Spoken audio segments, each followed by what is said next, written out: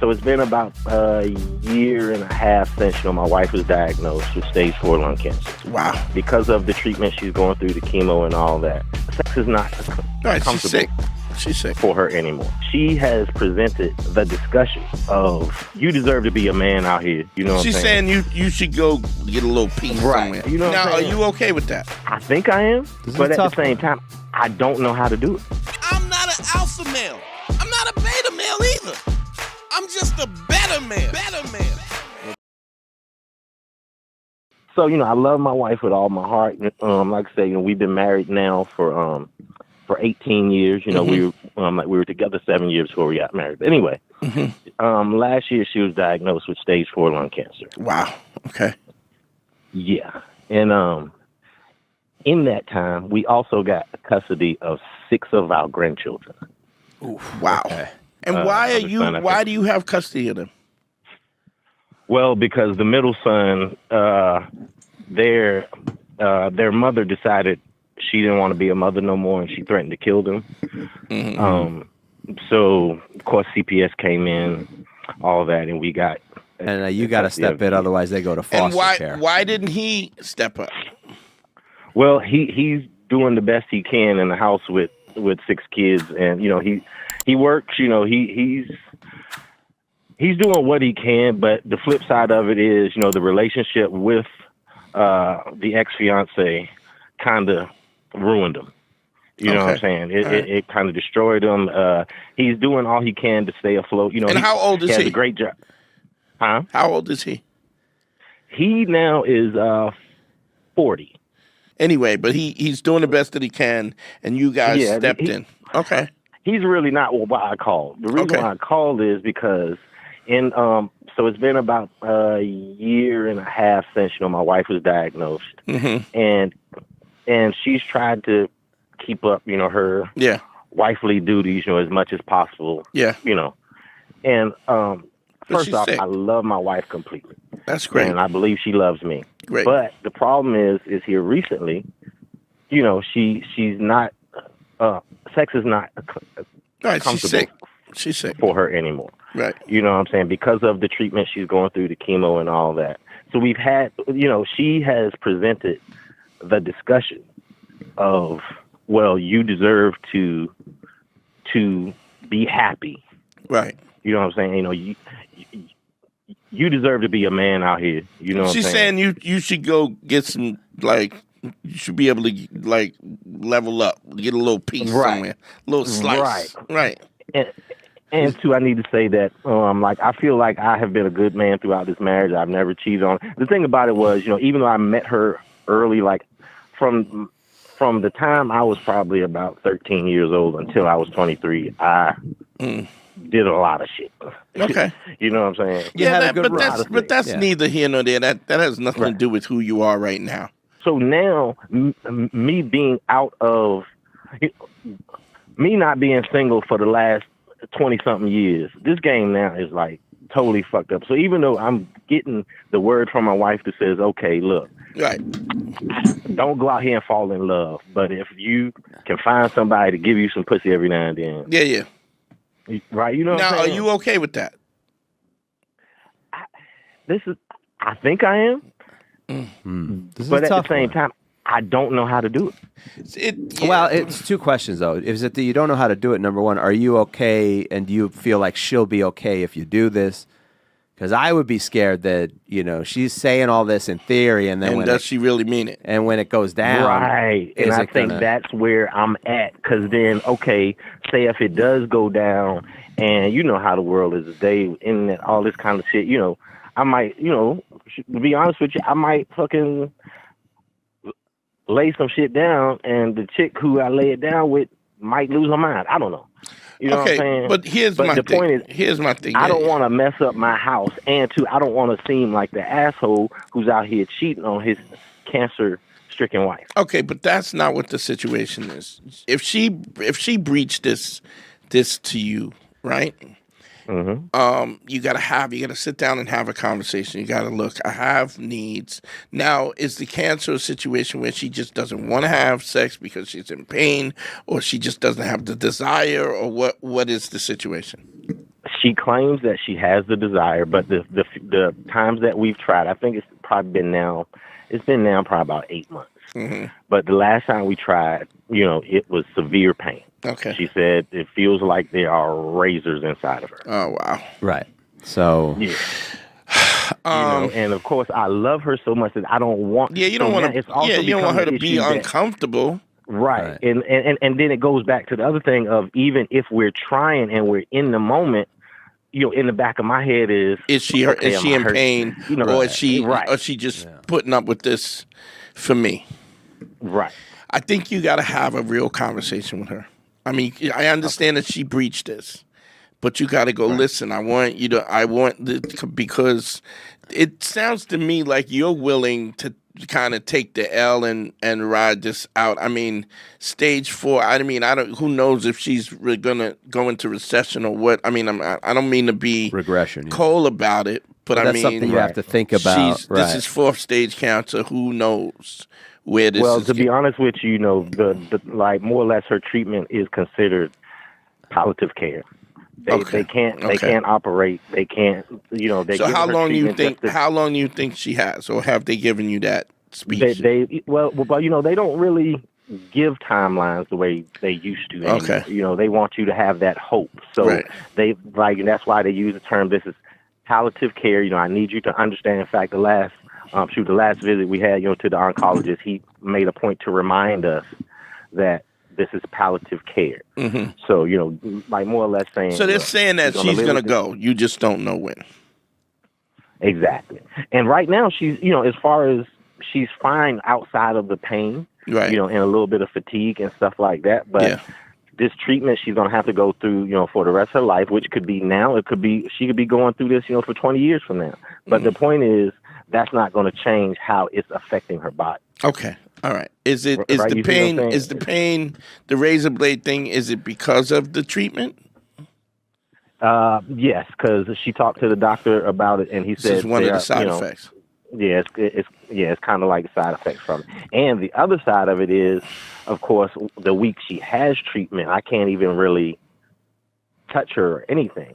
Sure, yeah. Right. Like, so it's basically that she has treatment. Even skin to touch is she's like, this thing makes her really sensitive where you can't even like. Well, no, it's because the chemicals, like the doctor. Oh, right, the radiation or whatever. Yeah, okay. Yeah, it can leach into the body. And now these there's guys who would still do it though. They're like treatments and stuff. So and you can end up with the tumors and cancer from doing it. Yeah, I got you. Right. Okay. Exactly. So here's what I think you got to do. First of all, man, fucking how great is it? Jesus Christ, man! Big shouts to this dude.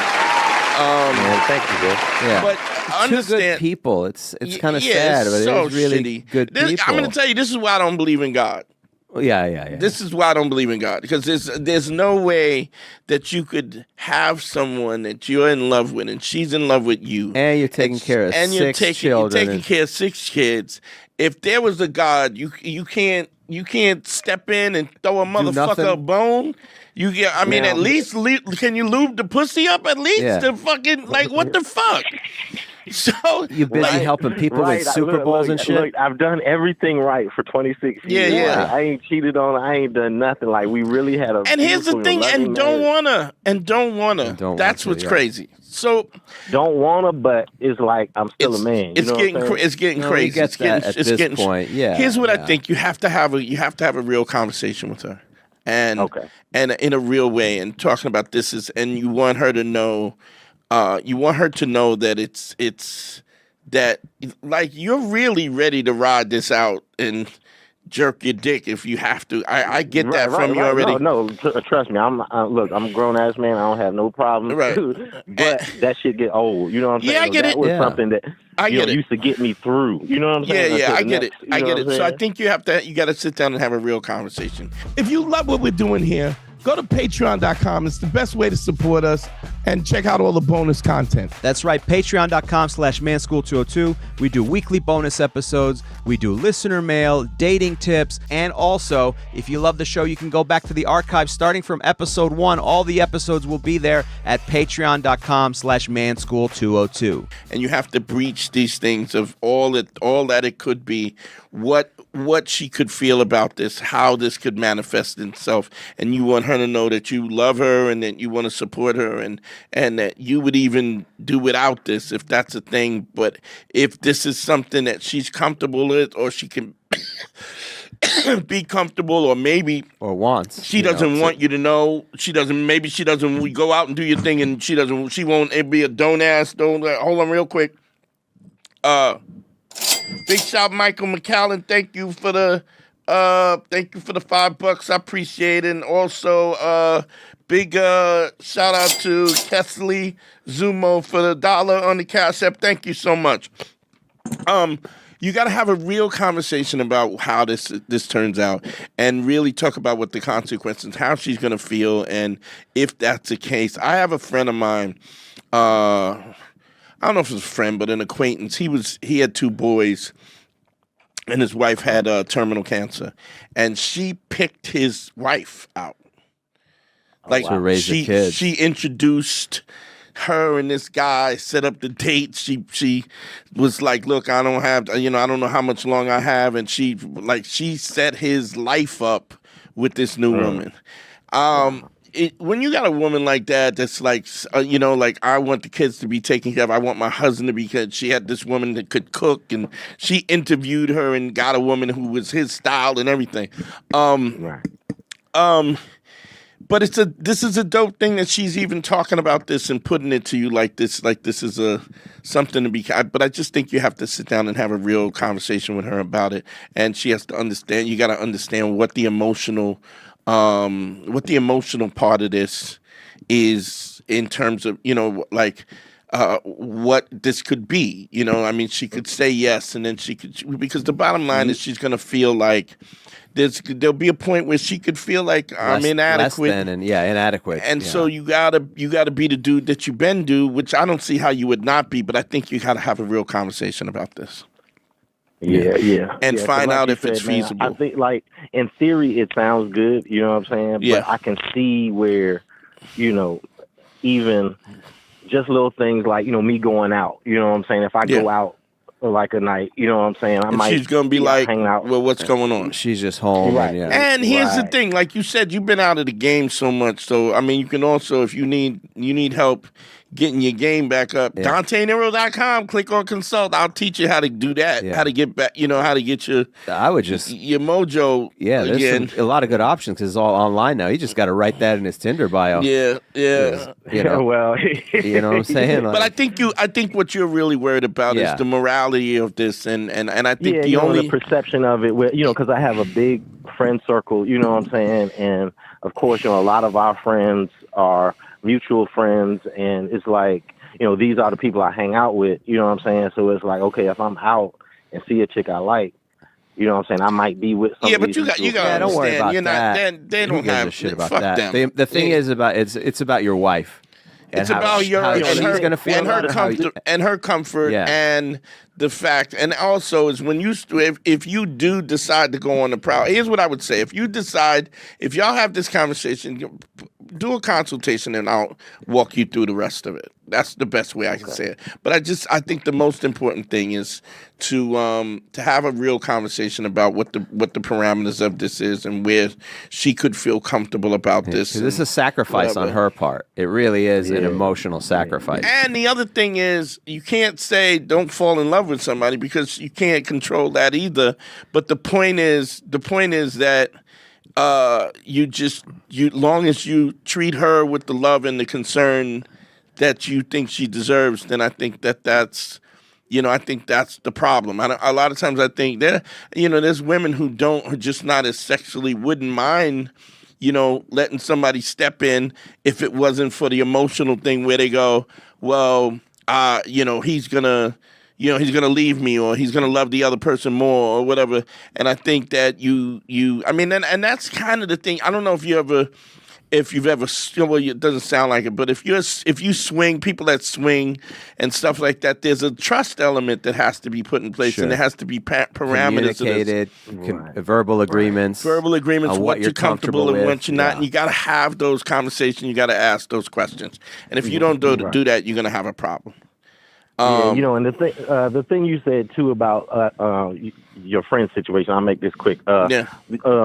Like that would be a great option if we were closer together in age. You know what I'm saying? Yeah. Kind of she ain't got. You know what I'm saying? That she could kind of scout out for me, but because of her ailment and her age, she's not trying to go hang out the way. Right. So you're gonna have to do. If it happens, you're gonna have to do it on your own. But I mean, I think you already know what her needs are. Y'all don't have this relationship that worked so well for so many years. Also bringing other children in and being there for your son, for your stepson and all of that as well, and that y'all can't communicate. I just think that you have to have a real conversation about what she's comfortable with and what she's not. And she's got to be honest. And she has to also know that at any given time that she's uncomfortable with any of it, that you're going to side with her first and foremost. Okay? Gotcha. I appreciate it. And one little thing, because I know you don't believe in God, and I am leaning in between, but I can say that there's something in the universe that still kind of helps out good people, because I haven't worked in the last 2 years dealing with all this stuff. And, a friend of mine created a GoFundMe, and that has kind of helped us through this time. Yeah. So I don't know, of course it's people doing it, but at the same time, but that's the point. In the universe, how much did God send you on the? How much did God send you on the GoFundMe? Yeah. What cash app did He send? Nothing. There's people who you, based on your kindness and your respect for people and who you are and how you represent yourself, other people respect you and they care about you and so on and so forth, and that is why they helped you.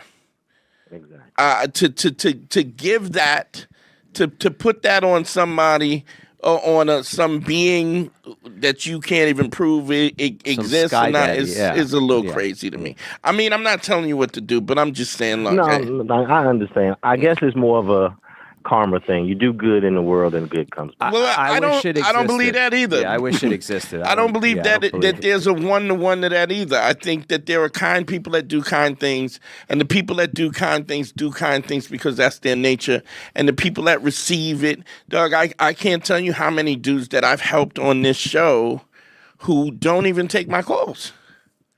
Yeah. Wow. But I didn't do it because I was trying to.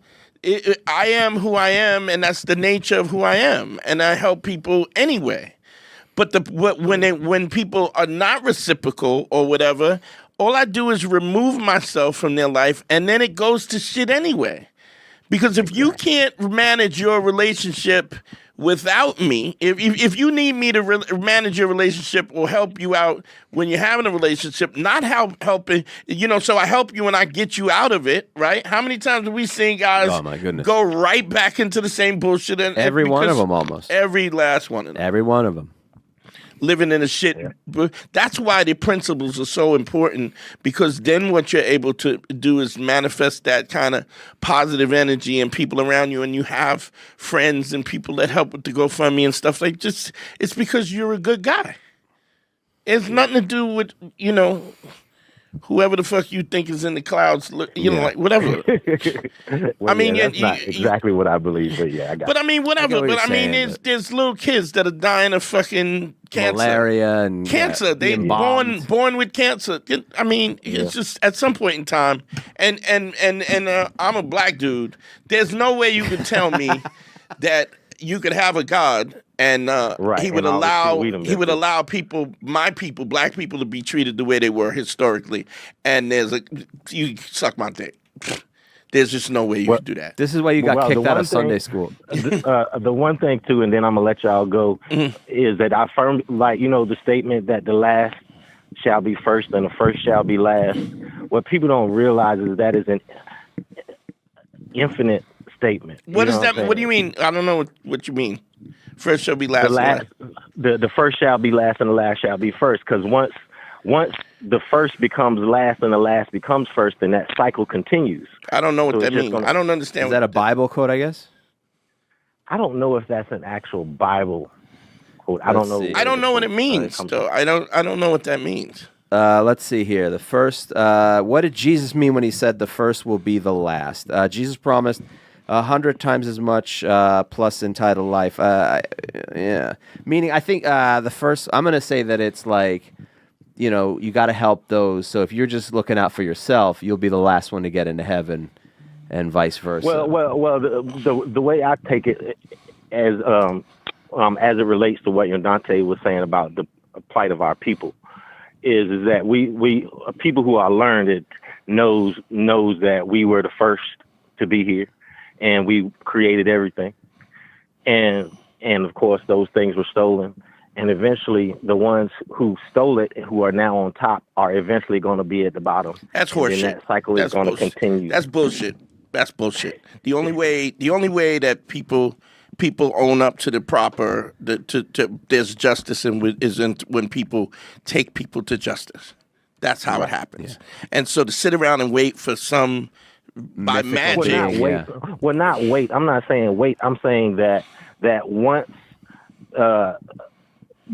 the people who are first fuck it up, the people who are last are going to be put in place. I wish that were the case. First. There's plenty of people who go to their grave and never having suffered any consequences. Yeah. Look at Jimmy Savile. Jimmy Savile was like a disc jockey in England who pedophile who molested like hundreds, maybe thousands made of kids. Millions of dollars, went to his grave, and only after he died did they discover it. And there's no way you could tell me that first would be last and last would be first when Ted Nugent is alive and Prince is dead.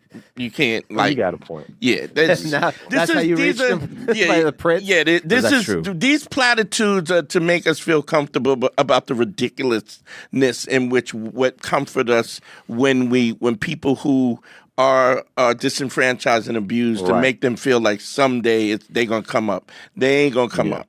It is. There's this is what happens when people are abusive, and children are essayed, and women are hurt, and kids, there's wars and stuff. We're literally bombing. We're bombing Iran now, and there are people that did, and those people will never. How will they be first if you're dead? Yeah. But I appreciate your. I appreciate. Yeah, you got to have a real conversation about this, bro, and really sit down and talk about what the ramifications and what her level of comfort is.